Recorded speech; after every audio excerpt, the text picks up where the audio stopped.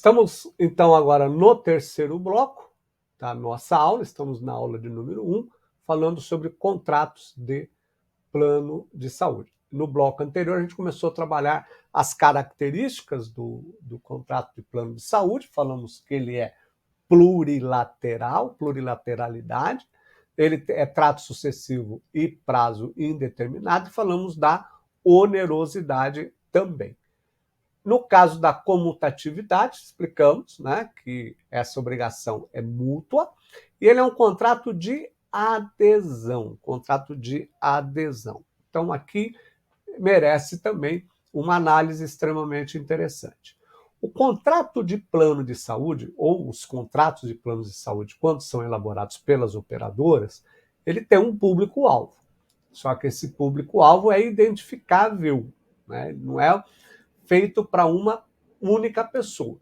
Por isso que existe uma diferença entre o contrato de adesão, que está relacionado com o Código de Defesa do Consumidor, de uma forma geral, há exceções, com o que nós chamamos do contrato, que é um contrato redigido, né, com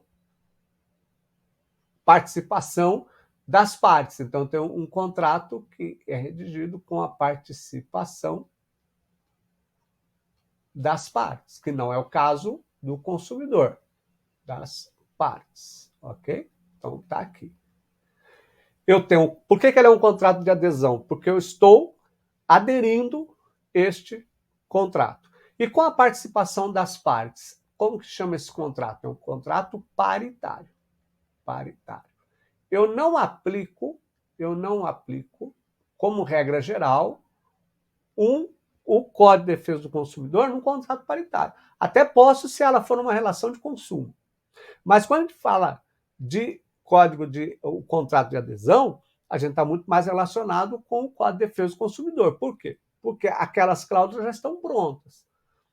O consumidor pode discutir uma ou outra cláusula? Pode, porque o Código de Defesa do Consumidor, ao discorrer sobre o contrato de adesão, quando ele fala das cláusulas desse contrato de adesão, ele diz que pode haver, sim, aí uma modificação de algumas cláusulas que não são as cláusulas essenciais desse contrato. Então, é errado dizer que o contrato de adesão não pode ser modificado pelo consumidor. Pode. O consumidor só não tem autonomia para modificar cláusulas essenciais do contrato. Aí você não consegue modificar cláusulas essenciais do contrato. Exemplo, no contrato de plano de saúde. Ele quer mudar a cobertura daquele contrato, a cobertura assistencial à saúde. A empresa vai dizer, não, operador, o que eu tenho aqui dentro desse valor é esse aqui. Tá? Mas ele pode modificar, por exemplo, a forma de pagamento? De repente, pode ser que a operadora dê uma flexibilidade, né? Ele flexibilize esse pagamento. Mas o contrato de adesão é aquele no qual o consumidor vai aderir, né? Vai grudar, vai aceitar aquele contrato como ele está. Então, por isso que nós chamamos de contrato de adesão. E uma outra parte extremamente importante, gente, é a aleatoriedade. Você sabe que alea significa o quê? Alea significa sorte. Por que nós estamos falando sobre sorte, a aleatoriedade, né? A aleatoriedade do contrato? Por uma questão muito simples. Porque eu pago o plano de saúde, eu pago a mensalidade do plano de saúde, Se eu utilizar o plano de saúde durante aquele período, tudo bem. Se eu fiquei 4 anos sem utilizar o plano de saúde, eu não tenho direito à devolução do dinheiro, né? Então, por isso a gente fala, olha, sorte minha, porque eu não fiquei doente, sorte da operadora, enfim. Então, a aleatoriedade, uma das características da aleatoriedade é exatamente pelo fato de que eu não sou obrigado a devolver mensalidades que foram pagas, né? Não sou obrigado, não. A operadora não é obrigada a devolver as mensalidades que foram pagas pelo consumidor caso ele não utilize, caso ele não tenha tido nenhum tipo de sinistralidade. Quando a gente fala de sinistralidade, né, consulta, cirurgia, tratamento, esses são as sinistralidades, ok? E uma coisa importante que eu estou trazendo para vocês aqui é o artigo 46 do Código de Defesa do Consumidor. Ó, eu começo a trazer algumas questões que são importantes. Os contratos que regulam as relações de consumo, ó, os contratos que regulam as relações de consumo, vou colocar aqui, ó, não obrigarão os consumidores, se não lhes for dada a oportunidade de tomar conhecimento prévio do seu conteúdo. Então, isso é muito importante, é o princípio da informação. Ou se os seus respectivos instrumentos forem redigidos de modo a dificultar a compreensão de seu sentido e alcance. Isso aqui tem uma importância muito grande quando nós estamos discutindo determinadas cláusulas contratuais. Muitas vezes nós esquecemos do artigo 46 do Código de Defesa do Consumidor, que está, aí eu quero colocar aqui, totalmente ligado com o artigo 6º, inciso 3º do Código de Defesa do Consumidor, que traz um princípio importante, que é o princípio da informação. Princípio da informação. Tá? Exatamente em razão do contrato de consumo, exatamente porque esse contrato é regido pelo Código de Defesa do Consumidor. Então, em primeiro lugar, a operadora tem que explicar para o consumidor todos os termos que estão ali no contrato, se forem termos técnicos. Por quê, gente? Porque quando eu falo que o consumidor é vulnerável, né, se você pegar lá o artigo 1º do Código de Defesa do Consumidor, a gente vai ver, né, acho que no inciso 1º, 2º, tá lá os incisos 1º, 2º e 3º, dê uma olhadinha lá, em que ele vai dizer que o consumidor é o que é vulnerável nesta parte relacional. Por que é vulnerável nesta relação comercial? Porque o consumidor é a parte mais fraca.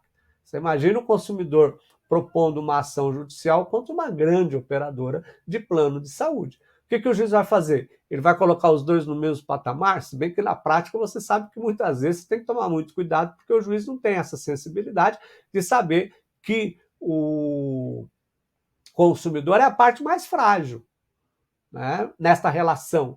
Então, nessa relação comercial. Então, o que acontece? O juiz precisa entender, muitas vezes, que aquele contrato, né, não foi entregue para o consumidor, não foi dada oportunidade para o consumidor tomar conhecimento prévio do seu conteúdo. Isso é importante? Claro, que se eu, consumidor, se eu não posso, para que eu possa tomar uma decisão de adquirir ou não um produto ou um serviço, o que eu preciso fazer? Eu tenho que saber qual é o conteúdo, eu tenho que saber exatamente do que se trata, para que eu possa adquirir ou não aquele produto, utilizar ou não aquela prestação de serviço. Então, isso é muito importante. Isso é muito importante nesta relação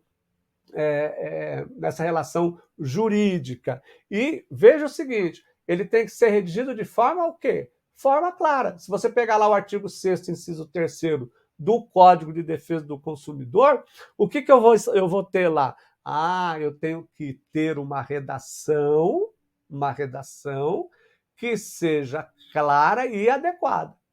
Clareza significa uma clareza na linguagem. Eu, consumidor, que sou vulnerável, então a vulnerabilidade envolve, né, quando a gente estuda direito do consumidor, nós sabemos que existem 3 vulnerabilidades: a vulnerabilidade fática, que é aquela que eu sei que o fornecedor tem muito mais poderio, tem muito mais lastro econômico, tem muito mais força do que o consumidor, então isso é fático, isso é real.